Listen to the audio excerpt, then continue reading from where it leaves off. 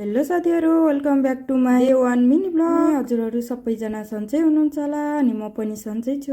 चाहिँ मैले चाहिँ भिडियोहरू चाहिँ डे 1 डे 2 गर्दै अनि 60 डे मिनी ब्लग लिएर आउँदैछु। सपोर्ट र माया गरिदिनुहुन्छ भने आशा गरेको छु। आज चाहिँ साउन 15 अनि म चाहिँ बिहानै उठेँ, हातमुख धोएँ ओरे अनि चुप्पोहरू गरेँ अनि चस्मा लगाएँ अनि बडार कुडारहरू गरेँ ओरे अनि बडार कुडार गरिसकेर चाहिँ अनि किचनतिर गएँ। अनि आज चाहिँ नानीको बाबाको छुट्टी रहेछ अनि म चाहिँ खाजा पकाएर खान लागेको है भनेर देखाउँदै हुनुहुन्थ्यो। चाउचाउ खाजा खान लाग्नु भएको अरे अनि मैले चाहिँ खिर पकाएर खानु पर्यो भनेर मैले चाहिँ मसला लिन गएँ दोकान अनि मसला ल्याएँ। मैले चाहिँ खिर पकाउनलाई मसला ल्याएको भनेर देखाएँ अनि नानीको बाबालाई। अनि मैले चाहिँ यता ल्याएर ओरेर अनि खिर पकाएँ ओरे, यता आलुको भाजी बनाएँ अनि हामीहरू सबैजना भेला भएर अनि खाना थाल्यौँ सबैजना। सकेर एकछिनमा त अनि बाख्रा लानु हुने रे, मासतिर दिदी आउनु भएछ। मैले चाहिँ गोठमा गएर अनि बाख्रालाई डोरी लगाएर अनि फुकाएर पठाएँ अनि कुकुर पनि आएको रहेछ। अनि आजको भिडियो चाहिँ यति नै साथीहरू।